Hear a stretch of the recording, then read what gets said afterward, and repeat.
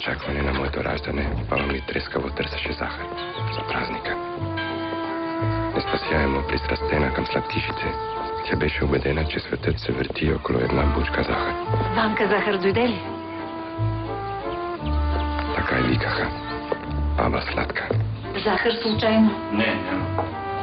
Но светът е голям и тя знаеше, че някъде далече расте захарна тръстика. Какво се пуснали? Захар, кубинска? Ма моля ви се, покъдете Тук как? има лед, Гоевко, тук има лед. Гоевко, не е ли високо? Прередихте всички.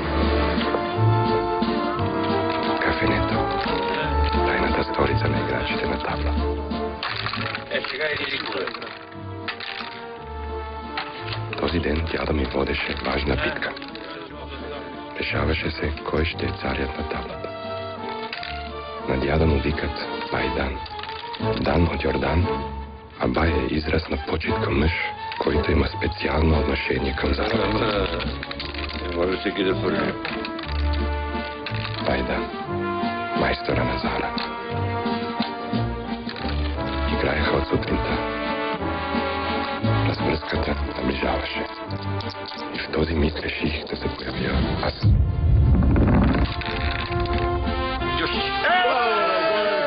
Новият там се казва Майдан.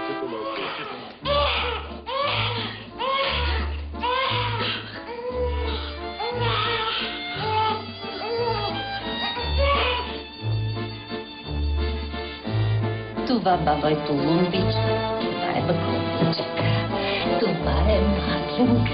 Сладке, откъде намери захар? Сигалгастио ни пратил чак от Куба.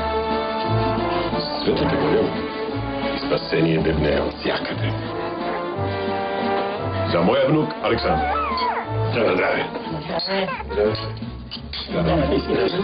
И така започва моята история.